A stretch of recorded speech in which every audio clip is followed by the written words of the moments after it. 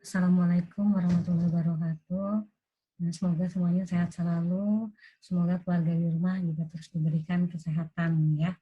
Hari ini adalah hari pertemuan ke-10 untuk kuliah statistik, untuk mata kuliah statistik, yaitu mengenai hipotesa atau uji hipotesis. Nanti saya akan jelaskan mengenai materinya melalui slide yang akan saya berikan. Kemudian nanti dilengkapi juga dengan contoh-contoh soal. Contoh-contoh soal saya ambil dari buku Teori dan Aplikasi Statistik karangan J. Supranto, edisi ke-7. Nanti kalau mau tahu bukunya kayak apa, boleh japri saya WA untuk lihat bukunya seperti apa. Selanjutnya nanti di 30-40 menit sebelum perkuliahan ini berakhir, saya akan absen satu persatu mahasiswanya melalui Meet. Kemudian nanti bisa juga saya buka diskusi untuk tanya jawab. Jadi buat kalian yang mau tanya tentang materi hari ini, ada yang kurang jelas, boleh langsung ditanyakan dalam sesi diskusi sekalian absensi.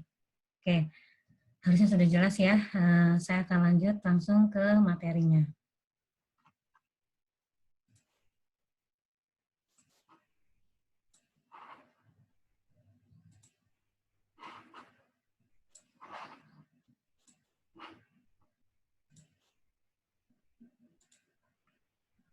Pengujian hipotesis untuk pertemuan ke-10.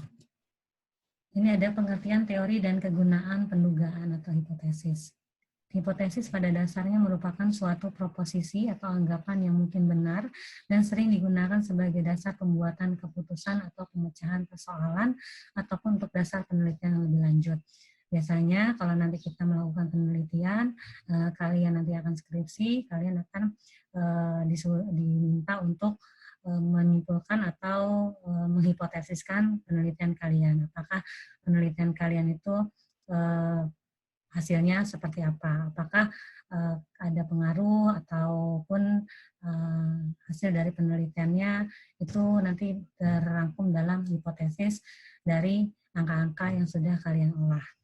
Ini bisa melalui sistem, biasanya nanti kalau di lab statistik sudah digambarkan juga hipotesisnya, ada yang pakai SPSS ataupun IFUS. Tapi di mata kuliah statistik ini kita akan belajar untuk menghitung secara manual. Nah, ini pengujian hipotesis adalah prosedur yang didasarkan pada bukti sampel yang dipakai untuk menentukan apakah hipotesis merupakan suatu pernyataan yang wajar dan oleh karenanya tidak ditolak atau hipotesa tersebut tidak wajar dan oleh karena itu harus ditolak. Jadi nanti hipotesisnya ada diterima atau ditolak. Apakah pernyataannya, datanya ditolak ataupun diterima. Berikut adalah prosedur pengujian hipotesis. Yang pertama kita harus merumuskan hipotesis 0 dan hipotesis alternatif. Kemudian menentukan taraf nyata, probabilitas menolak hipotesis, menolak atau menerima hipotesis ya di taraf nyata ini. Terus kemudian menentukan uji statistik. Untuk alat uji statistiknya ada uji Z, T, F, X kuadrat atau C square dan lain-lain. Kemudian yang keempat kita menentukan daerah keputusan, daerah di mana hipotesis 0 diterima atau ditolak. Yang kelima baru kita mengambil keputusan atas step-step yang sudah kita lakukan. Jadi terakhirnya kita akan mengambil keputusan apakah hipotesis tersebut diterima ataupun ditolak. Ini adalah merumuskan hipotesis. Tadi hipotesis itu ada dua, yang pertama adalah hipotesis 0, yang kedua adalah hipotesis alternatif. Hipotesis 0 adalah suatu pernyataan mengenai nilai parameter suatu populasi. Sedangkan hipotesis alternatif suatu pernyataan yang diterima jika data sampel memberikan cukup bukti bahwa hipotesis 0 salah. Artinya ketika hipotesis 0 itu ditolak, berarti yang diterima adalah hipotesis alternatif. Gitu. Pernyataan pada hipotesis alternatif. Jika hipotesis 0 diterima, artinya hipotesis alternatif ditolak. Jadi yang diterima adalah hipotesis 0. Tentukan taraf nyata. Taraf nyata adalah probabilitas menolak hipotesa 0 apabila hipotesa 0 tersebut adalah benar. Yang tadi saya sebutkan, kalau hipotesa 0 tersebut adalah benar, berarti HA-nya atau hipotesis alternatifnya berarti salah. Kita pakai yang hipotesa 0. Kalau misalkan hipotesa nolnya nggak benar, berarti kita tolak hipotesa nol dan kita pakai pernyataan pada hipotesa alternatif. Nah, ini adalah menentukan uji statistik dan daerah keputusan. Jadi pengujian ada yang satu arah dan juga ada dua arah. Gambarnya seperti ini. Ini adalah untuk pengujian satu arah, dia adanya daerahnya hanya di sisi ujung kanan, sebelah kanan. Salah satu sisi saja. Jadi kalau uji satu arah biasanya misalnya kita menentukan atau menguji apakah variabel X berpengaruh dengan variabel Y, tapi Y-nya hanya, X-nya cuma satu. Apakah variabel X1 berpengaruh pada Y? Nah, itu biasanya satu arah. Kalau kita dua arah, itu berarti grafiknya seperti ini. Ada dua sisi di mana daerah penolakan daerah di dalam kurva. Ada sisi sebelah kanan dan juga sisi sebelah kiri. Pengujian satu arah adalah daerah penolakan HO hanya satu yang terletak di ekor kanan saja atau ekor kiri saja. Karena hanya satu daerah penolakan, berarti luas daerah penolakan sebesar ternyata yaitu A. Dan nilai kritisnya biasa disebut dengan ZA. Pengujian dua arah adalah daerah penolakan H0 ada dua daerah, yaitu terletak di ekor sebelah kanan dan kiri. Karena punya dua daerah, maka masing-masing daerah punya luas setengah dari taraf nyata yang dilambangkan dengan setengah A atau setengah alfa. Dan nilai kritisnya juga biasa dilambangkan dengan Z setengah A atau Z setengah alfa. Kita langsung nanti ada contoh soalnya ya. Ini cuma gambar bagaimana kalau satu arah dia daerahnya ada di sisi kiri atau sisi kanan saja, salah satu sisi. Kemudian untuk daerah untuk keputusan dua arah dia ada di dua sisi kanan dan kiri. Untuk ZA-nya atau anak daerah alfanya, penolakannya ini dibagi dua nih. 0, biasanya 0,05 atau 5% dibagi dua untuk dua arah. Oke. Ini adalah menentukan uji statistik. Uji statistik adalah suatu nilai yang diperoleh dari sampel dan digunakan untuk memutuskan apakah hipotesa akan diterima atau ditolak. Nah, tadi kan kita sudah tahu bahwa hipotesa ada yang satu arah dan dua arah. Sekarang kita mau cari nih gimana caranya menentukan nilai atau daerah tadi, apakah daerah tersebut, hipotesa tersebut diterima atau ditolak. Ini kita cari dengan rumus Z. Rumus Z-nya ini sudah ada, saya sebutkan di slide-nya. Ini ada X bar, mu 0, standar deviasi, atau dibagi dengan akar N. Ini rumusnya, di mana N adalah untuk populasi tidak normal, banyaknya elemen sampel, N lebih besar daripada 30, atau populasi normal dengan N berapa saja, tidak harus lebih besar dari 30. Artinya, ketika nilai N atau nilai sampelnya lebih besar daripada 30, kita menggunakan rumus ini untuk menentukan nilai Z untuk hipotesis satu rata-rata. Untuk menentukan hipotesis satu rata-rata kita menggunakan rumus yang ini. Kalau nanti N-nya atau sampel atau populasinya kurang dari 30, kita menggunakan rumus T. Ya, tabel T, bukan tabel Z lagi. Ini saya jelaskan yang tabel Z. Ini diketahui X bar atau X rata-rata adalah 1/4 N dikali dengan sigma XI atau sigma nilai X kurang X bar. Ini nanti rumusnya ada, ini juga ada. Kita langsung next-nya kita coba ke contoh soal ya. Nah, sebelum ke contoh soal, ini kita lihat dulu, saya tampilkan juga untuk hipotesis atau permainan kesimpulan. Nanti setelah kalian dihitung, hasilnya sudah dapat, kalian bandingkan dan cari hasilnya, kesimpulannya di sini, di rekap ini. Apakah H0-nya ditolak, apakah H0-nya diterima, nanti kita lihat hasilnya berdasarkan ketentuan yang ada di dalam slide ini. Untuk uji satu rata-rata. Coba kita cek ya langsung. Nah, ini yang saya bilang, saya ambil contoh soal dari buku J. Supranto. Ini ada, di sini ada soal, menurut pendapat seorang pejabat dari Departemen Sosial, rata-rata penerimaan per hari anak-anak penjual koran di suatu ibu kota provinsi sebesar 7.000. Kita tentuin dulu nih, H0-nya kita asumsikan dulu, atau kita hipotesakan dulu. Berarti kalau misalnya rata-rata penerimaan per anak, Kan kita pakai uji satu rata-rata ya. Berarti ini rata-rata nih. Rata-rata penerimaan per anak penjual koran di suatu ibu kota provinsi sebesar 7.000, itu artinya ini MIU, lambang MIU ini melambang rata-rata. Nah, ini lambang rata-rata yang diketahui, nilai MIU. Nilai MIU-nya sudah diketahui bahwa kurang dari nilai MIU adalah kurang dari sama dengan 7.000. Kenapa? Karena rata-rata penerimaan di kalimatnya ada rata-rata penerimaan per hari anak-anak penjual koran di suatu ibu kota provinsi sebesar 7.000. Artinya dia nggak akan lebih dari itu. Jadi H0-nya adalah MIU kurang dari sama dengan 7.000. 7.000-nya termasuk ya karena rata-rata dari 7.000. Kemudian kita baca lagi dengan alternatif lebih besar dari itu. Nah, kalau lebih besar daripada 7.000, itu sudah masuk ke dalam alternatif atau hipotesa alternatif. Jadi HA-nya adalah MIU lebih besar daripada 7.000. Setelah kita dapat ini, hipotesanya, kita nanti bisa menghitung hasilnya akan berapa di nilai Z-nya. Oke, kemudian apalagi yang diketahui? Diketahui simpangan baku dari penerimaan sebesar 1.600. Berarti standar deviasinya 1.600. Ya. Oke. Untuk menguji pendapatnya dilakukan penyelidikan terhadap 256 anak.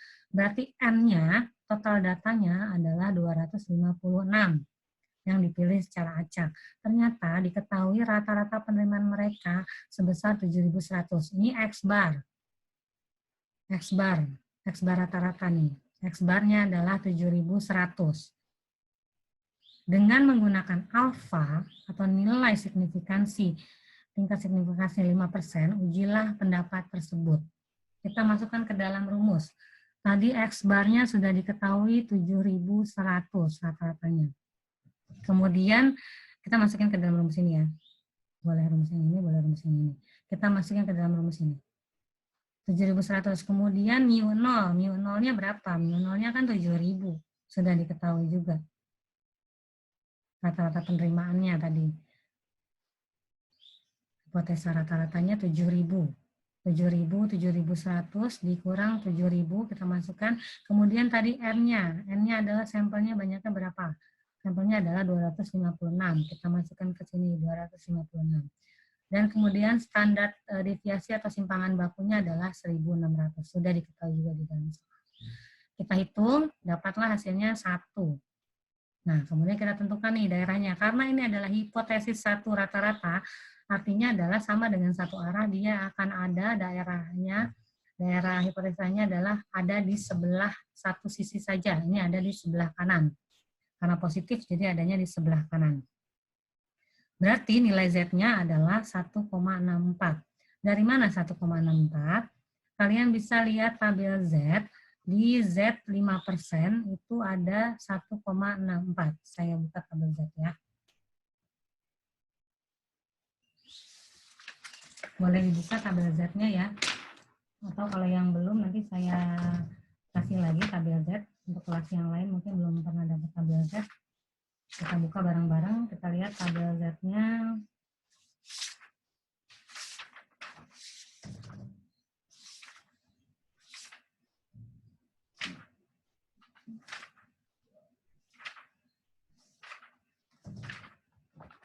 Distribusi normal ya, tabel distribusi normal adalah 1,64. 1,64 itu adalah di signifikansi 0,4495 yang mendekati 0,5. Kan 5% itu 0,05, sorry 0,05. Berarti adanya adalah di 1,64. 1,64 ini di 0,4495 atau kalian bisa pakai juga di 1,65. Nggak masalah ya, karena 0,005 itu adanya di antara 1,64 dan juga 1,65. Coba saya share tabel Z-nya sebentar.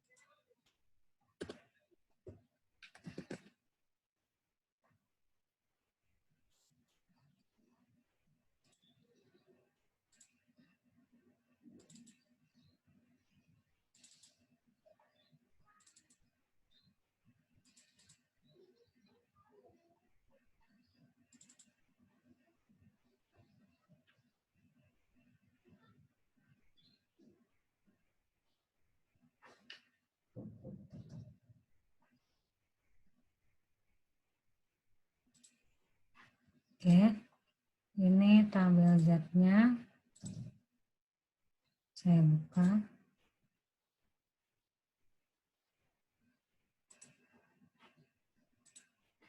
Nah, nih kita lihat di sini tabel Z-nya.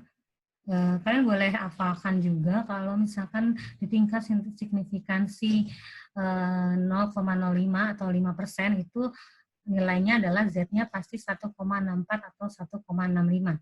Boleh dipakai 1,64 atau 1,65. Nih, letaknya di sini. Di tingkat signifikansi 0,05% itu ada di 0,4495 atau di 0,4505.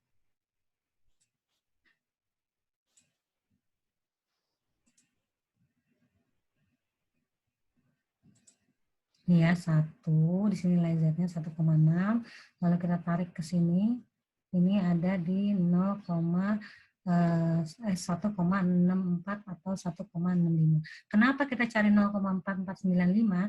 Di pertemuan sebelumnya sudah dijelaskan bahwa kalau di daerah kurva ada 2, itu berarti kan kalau taraf signifikansinya adalah 5%, artinya yang disetujui adalah atau yang diterima adalah 0,95. 0,95 dibagi 2 daerah. Jadi salah satu masing-masing adalah 0,45. Ya, 0,45. Ya, jadi adanya di sini 1,64. Oke, kita lanjut ke slide lagi ya.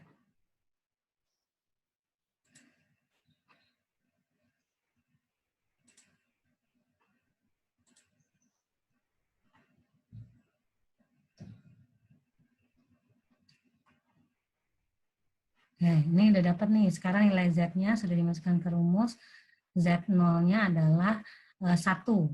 Nah, ZA-nya dan kalian tadi dapat dari tabel normal atau tabel Z, itu senilai 1,64.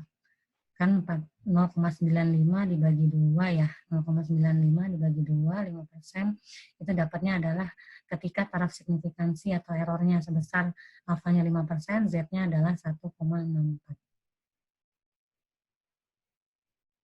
Karena Z0 lebih kecil daripada Z alfa, maka H0 tidak ditolak, artinya H0 diterima.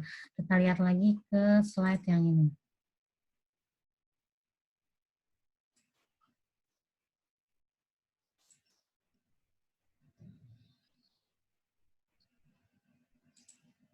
Tadi ini nilainya Z0 kurang dari ZA. Berarti kita lihat di sini Z0 kurang dari ZA. Nah nih, Z0 kurang dari ZA artinya adalah diterima H0-nya. Artinya kalau H0 diterima atau tidak ditolak, berarti bahwa rata-rata penerimaan anak-anak penjual koran adalah sebesar 7.000. Jadi pertanyaan ini H0-nya adalah benar. Jadi H0 diterima. Ya.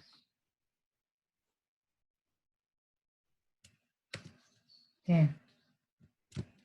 Kemudian kalau nilai Z diperoleh dari rumus hipotesis perbedaan dua rata-rata. Kalau misalkan tadi adalah nilai Z diperoleh dari hipotesis perbedaan satu rata-rata. Nah, ini adalah rumus untuk perbedaan dua rata-rata. Ini rumusnya. Ini tadi yang saya bilang kalau sampelnya atau N-nya kurang daripada 30. Sampelnya kecil, pakai rumusnya ini. Kalau sampelnya lebih dari 30, kita pakai rumus yang 4.5.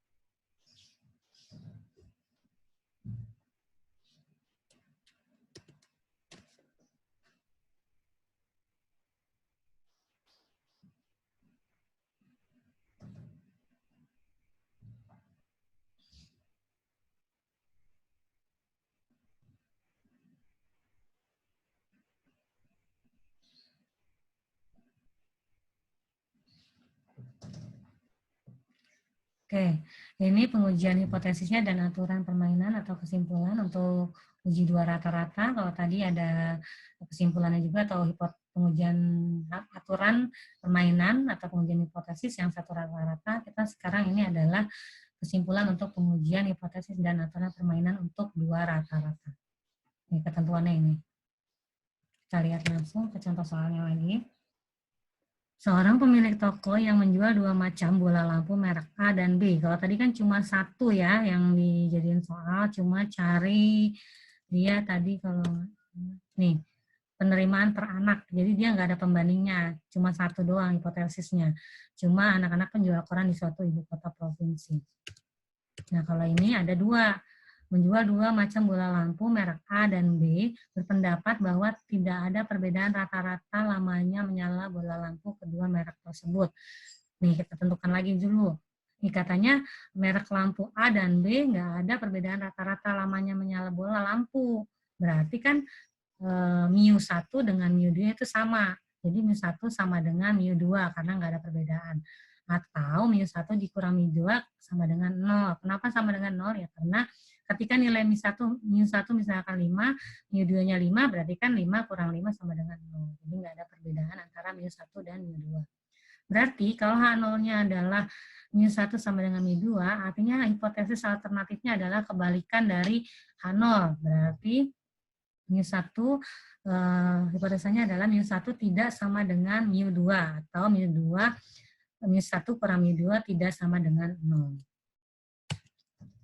Sudah diketahui, ini kemudian N1-nya berapa? Kita cari N1-nya untuk bola A, oh ini 100 bola lampu, berarti dia N-nya lebih dari 30 ya, jadi kita pakai tabel Z juga. Tabel Z juga berarti bola lampunya adalah 100 bola lampu, jadinya N-nya sama dengan 100. Terus apalagi NB, nilai N di B-nya, NB-nya itu adalah 50. Kita cek di sini, tertahu N1-nya adalah 100, N bola lampu A ya tadi, bola lampu B-nya, N2-nya adalah 50. Kemudian nilai rata-ratanya, nilai rata-rata A atau N X bar 1-nya adalah 952. Sedangkan merek B-nya adalah 987. Simpangan baku 85, untuk simpangan baku 1, simpangan baku 2-nya adalah 92. Ini kita masukkan.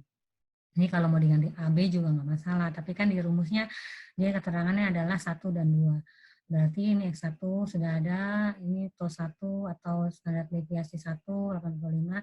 Setelah sudah mendapatkan nilai ini, kita masukkan ke dalam rumus. Ke dalam rumus adalah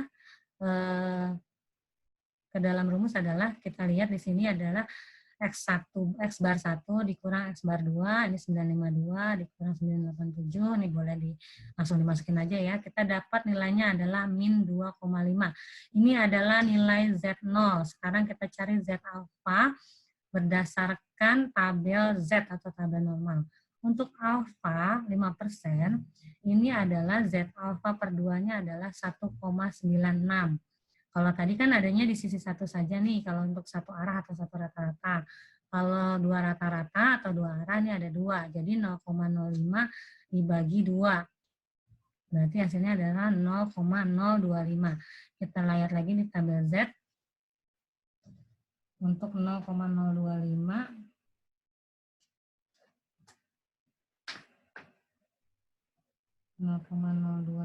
itu ada 1,96.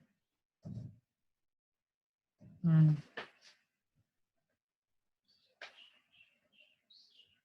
0,025 adanya di sini.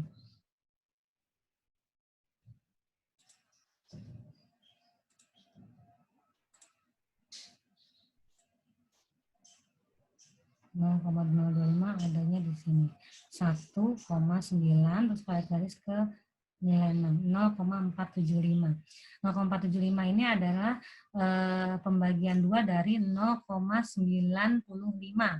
95%, 0,95% dibagi 2. Jadi adalah masing-masing 0,4756. Ini adalah Z-nya senilai 0,4756. Oh, tadi kan di sini ya, di kanan 5%, kiri 5%. Jadi tadi adanya hasilnya di 1,64 nih. 495 atau kalian bisa pakai 1,65, 4505. Nah, ini karena dia adalah dua rata-rata, jadi masing-masing adalah 0,475 karena masing-masing senilai 0,025 alfa dibagi 2. alfanya 5% karena dibagi 2, jadi masing-masing adalah sebesar 0,025. 0,95 ya jadinya. Bagi 2 0,475 adanya di sini 1,96. Ini taraf signifikansi rata-rata besarnya tuh antara 1%, 5% dan 10%. Jadi ini boleh dihafalkan kalau kalian mau hafal, misalkan taraf signifikansi untuk 5% untuk 2 rata-rata adalah senilai Z-nya adalah 1,96, itu boleh karena akan selalu seperti itu. Terus, jadi tanpa ngelihat tabel Z lagi, misalnya untuk satu rata-rata, taraf signifikansi 5%, untuk satu rata-rata adalah Z-nya senilai 1,64 atau 1,65. Oke, kita lanjut ya.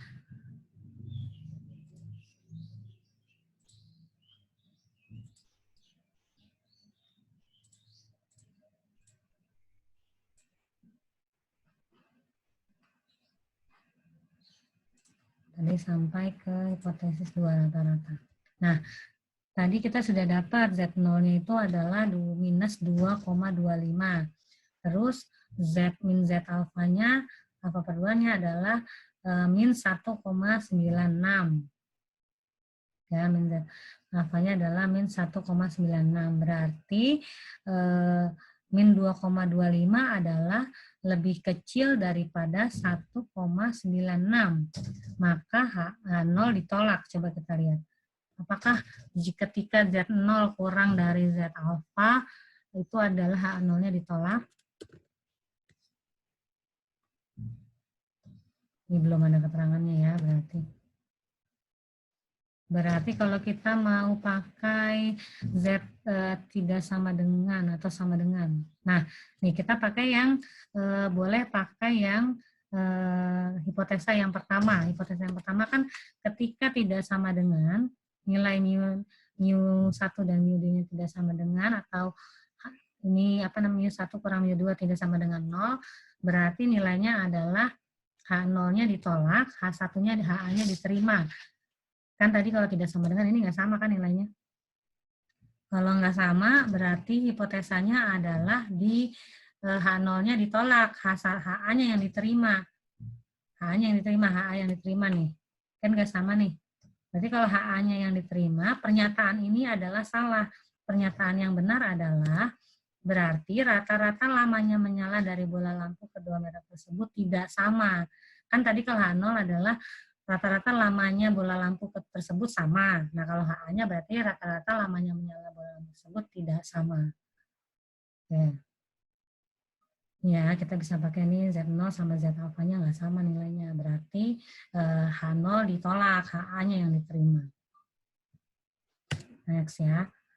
Ini adalah prosedur untuk melakukan analisis varians. Tadi adalah 1 rata-rata, 2 rata-rata, sekarang adalah analisis varians.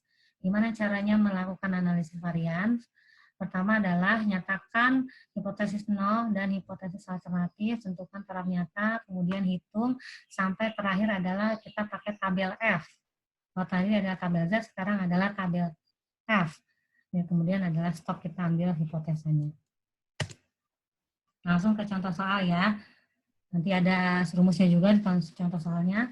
Seorang ahli pemasaran berpendapat bahwa tidak ada perbedaan rata-rata harga satu jenis barang dari 3 pasar. Nah, tadi cuma 2 kan.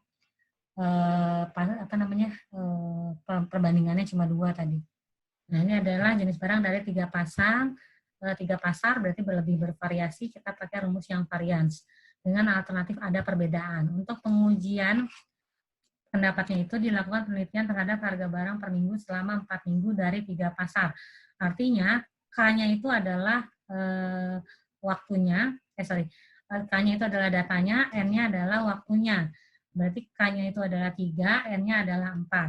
Dan hasilnya adalah sebagai berikut. Kita masukkan langsung ke rumusnya. Ini rumusnya cukup panjang ya. Jadi, nanti diikutin aja step-stepnya kalau ada soal seperti itu. Nah, ini ada nih, tadi kan minggunya ada 4, pasarnya ada 3. Ya, kita tulis saja pakai tabel, minggu ke-1, ke-2, ke-3, ke-4. Tadi P1-nya berapa nih? P1-nya, oh ini P1-nya udah diketahui ya. Hasilnya adalah sebagai berikut. Kan dia tadi nguji menguji harga barang per minggu. Terus dilakukan penelitian. Nah, sudah dilakukan penelitian, hasil datanya adalah sebagai berikut. Ini diketahui. Jadi,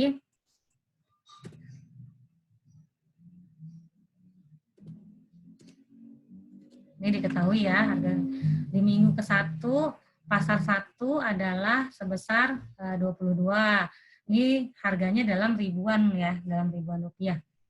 Ini 22.000. Di pasar kedua harganya di minggu ke-1 22.000, di pasar ketiga adalah 25.000. Begitu seterusnya sampai minggu ke-4 di pasar 1, pasar 2, pasar 3. Setelah itu kita ini adalah rata-ratanya, ini juga sudah diketahui dalam soal, tapi kalau kalian mau hitung ini boleh dijumlahkan dibagi dengan banyaknya minggu. Ini udah dapat semua rata-ratanya, kita dapatlah nilai X1, X2, X3. Nah, X barnya atau nilai rata-ratanya adalah 25. Dari mana? Dari sini. 23 tambah 24 tambah 28 dibagi dengan 3. Kan pasarnya ada 3. Jadi kita dapat nih, jadi harga rata-rata per rata-rata pasar adalah sebesar 25. Jadi rata-ratanya sudah dapat X barnya 25. Kemudian dengan menggunakan alfa 5%, ujilah pendapat tersebut. Nih, kalau alfanya 5%, tapi kita nggak pakai tabel Z lagi, kita pakai tabel F untuk varian. Dimasukkan ke dalam rumusnya, ini contohnya satu aja ya. Tadi ini rumusnya adalah 1 per K-1. K itu kan tadi banyaknya pasar ya, banyaknya pasar itu adalah 3 kurang 1, 2. Jadi setengah dimasukin ke sini XI kurang X bar. X barnya adalah ini 25. X1-nya adalah 23, X2-nya 24, X3-nya 28. Ini rumus dapatlah nilainya adalah 7. Kemudian masukin lagi ke dalam rumusnya, ini N tadi 4, ikutin aja rumusnya, terus kita masuk dalam ini, baru sudah sampai dapat rumusnya, atau ini juga bisa dijadikan tabel, kalau mau ke samping juga boleh, ya. Tapi lebih mudah mana itu nanti tergantung masing-masing individunya. Kita masukkan ke dalam rumus F0-nya, sudah dapat, ini 28 per 3,78, hasilnya adalah 7,4. Berarti kita sudah dapat nilai F0-nya, kemudian kita cari F alfanya. F alfa adalah F yang ada di dalam tabel. Ini kita gunakan F dalam derajat signifikasi 0,05, terus K-1-nya adalah 2, N-1-nya adalah 9. Berarti 0,05, K-1-nya 2, N-1-nya adalah 9, 0,05, 2, dan 9. Ini adalah nilai F-nya, derajatnya adalah signifikasinya 0,05. Terus kita cari di sebelah sini, 2 dan 9. 2 dan 9. 2 dan 9, kita cari. Nah, ini. Harusnya dia ada di sini. Nah, ini 2. Tadi K-1-nya kan 2. K-1-nya ini untuk K-1. Terus 9 adalah tadi N-1. Ya, benar nggak?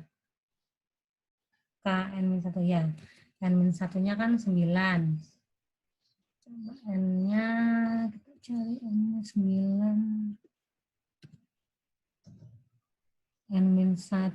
K dikali N-1. Oke. Nih, K, ini K-1 kan benar ya, 2 ya, 3 kurang 1, 2. N-1 tadi adalah N-nya 4 dikali harusnya 4 kurang 1, 3, K-nya itu 3 kali 3. Jadi K-nya 3 dikali, ini langsung disebutkan dalam langsung ya, jadi rumusnya nggak ditulis. Ini kalian bisa tahu K-nya tadi adalah nilainya 3, N-1 juga 3, jadi nilai 3 dikali 3 adalah 9. Jadi kita cari di tabel F 0,05, 2,2, dan 9.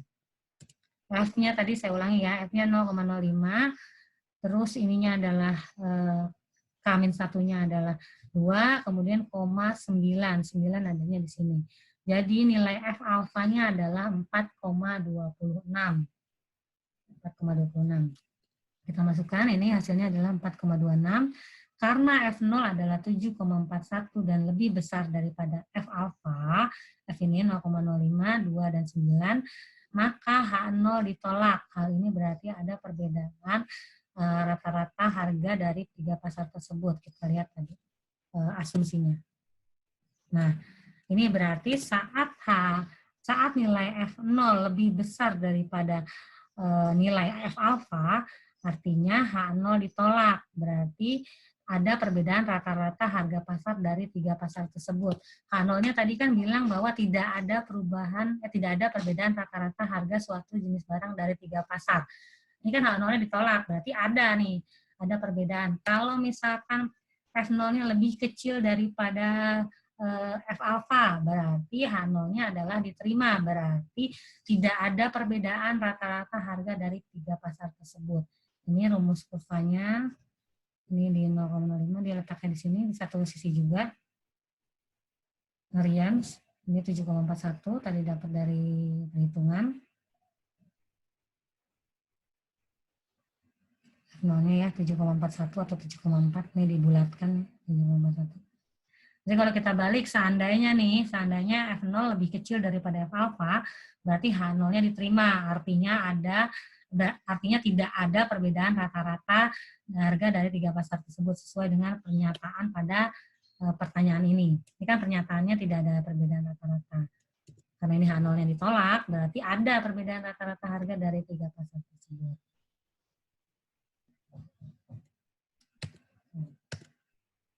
Ini ada catatan tambahan. Ini cuma catatan aja sih. Rumus-rumusnya datangnya dari mana. Nah, ini kita lanjut nih. Kita istirahat dulu sebentar. Kalian boleh baca dulu. Nah, ini adalah pengujian hipotesis tentang proporsi atau persentase. Dalam praktek yang harus diuji seringkali berupa tentang proporsi atau persentase. Tadi saya bilang proporsi itu persentase. Kalau tadi kan nilainya adalah bilangan-bilangan bulat. Sekarang adalah ketika yang diuji adalah nilainya persentase atau proporsi. Misalnya, persentase barang yang rusak 10%, nasabah tidak puas 25%, penduduk suatu daerah yang masih buta huruf 15%, dan lain-lain. Nah, ini ada hipotesanya, kesimpulan hipotesanya P kurang dari P0, ini HA-nya atau H alternatifnya P lebih besar dari P0 atau ini. Ini biasanya untuk diuji untuk data yang bentuknya persentase. Oke, ini kan cara pengujiannya sama dengan pengujian rata-rata. 1 rata-rata dan 2 rata-rata sama berarti nilainya. Cuma ini bedanya ini P0. Kalau yang tadi kan dia pakai bukan P ya lambangnya ya. Sebelumnya itu X. X kan kalau yang bilangan bulat. Kalau yang ini P pakainya P0. N banyaknya elemen sampel, X banyaknya elemen sampel dengan karakteristik tertentu, P0 ada proporsi berdasarkan hipotesis. Ini rumusnya kita pakai rumus yang ini, 4.12. Ini adalah step-stepnya untuk melakukan hipotesis rata-rata bersama, cuma rumusnya aja yang berbeda. Nah, ini adalah contoh soal untuk proporsi. Data yang persentase bentuknya.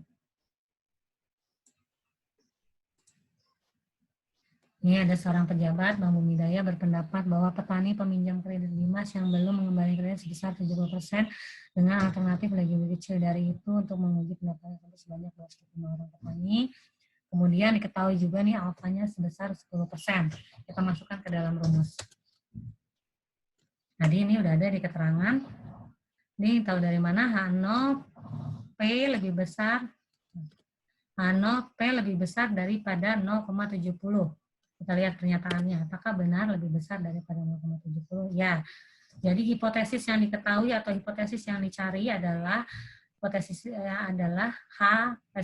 P0 adalah lebih besar daripada 70%. Nih, bahwa petani peminjam kredit Dimas yang belum mengembalikan kredit sebesar 70%. Dan hipotesis alternatifnya lebih kecil dari itu. Jadi hipotesis HA-nya adalah kurang dari sama dengan 70%.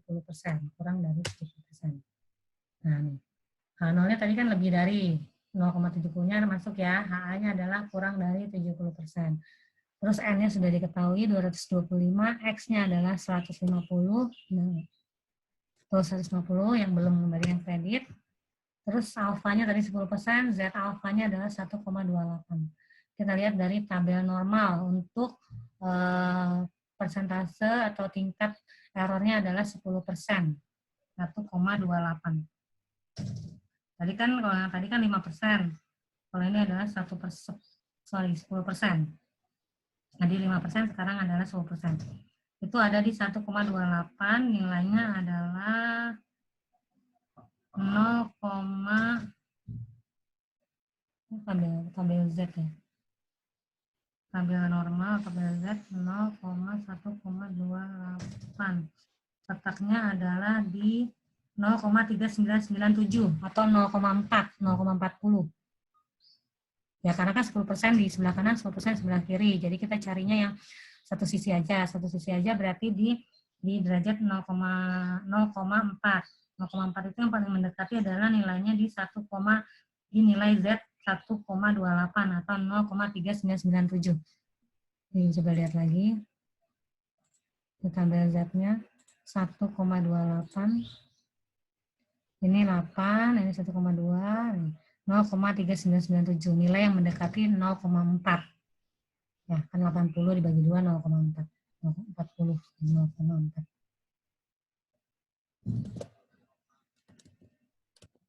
Oke. Udah didapat hasilnya, ZA-nya udah didapat, ininya udah didapat 1,28, ditambahannya Z0-nya adalah nilainya minus 1,09.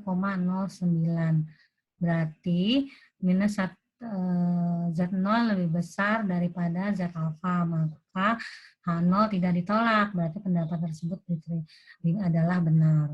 Jadi kan H0-nya kan tadi diterima, tadi H0 pernyataannya apa nih? Ini lebih besar daripada 0,70. Berarti Z0 P lebih besar daripada 0,70. Berarti Z0-nya tadi 1,9 lebih besar daripada Z alfa. Yang P-nya adalah Z0, ini Z alfanya. Z alfanya juga sudah diketahui, berarti H0 adalah diterima.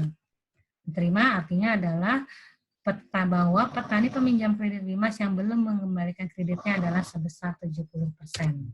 Ya, jadi karena diterima, jadi petani yang belum mengembalikan kreditnya adalah sebesar 70%. Benar nih pernyataan yang H0. Kalau dia lebih kecil berarti H0-nya ditolak, H-nya diterima. Berarti petani yang minjem adalah kurang dari 70%. Ini kemudian ada lagi contohnya sama. Ini untuk dua proporsi. Nah, kita langsung ya. Sama tinggal masukin rumusnya aja. Kemudian ini adalah hipotesis tentang perbedaan dua proporsi. Ini kesimpulannya. Tadi rumus Z2 proporsinya adalah ini.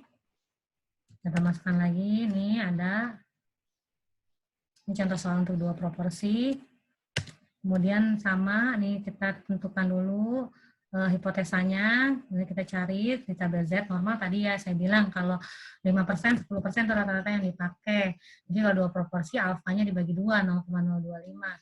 Sama kayak tadi dua arah. Kalau untuk dua arah kan tabel Z, nilai Z-nya untuk 5% adalah 1,96.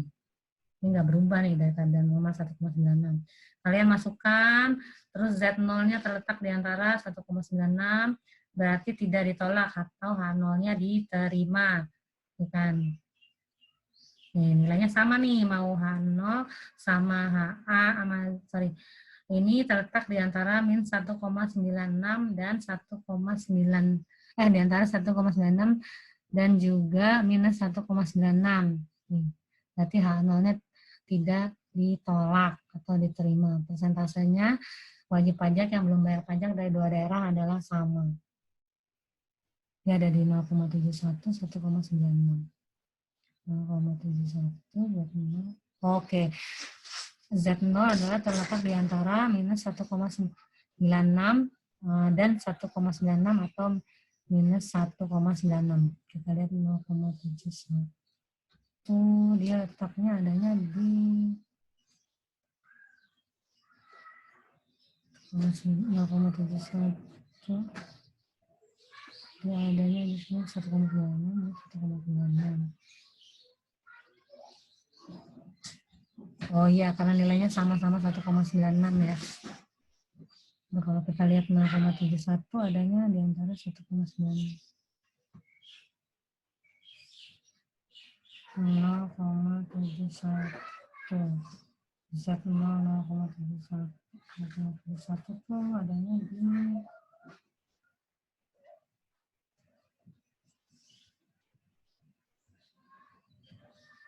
berarti ini apa namanya letak Z0 ini 0,71 sama ya antara sama nilainya antara ini antara min 1 antara sini sampai sini min 1,96 sampai 1,96. Berarti H0-nya adalah diterima, berarti persentase wajib pajak yang belum membayar pajak dua daerah adalah sama.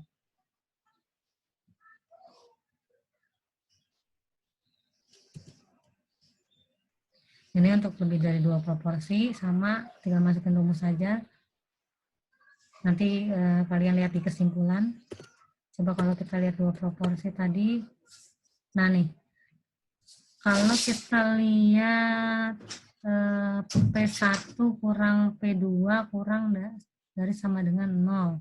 Berarti H0 adalah diterima. Nanti dicocokkan lagi ya sama ininya, sama apa namanya kesimpulannya. Ini tadi 1,96 harusnya 0,71 letaknya sama ya.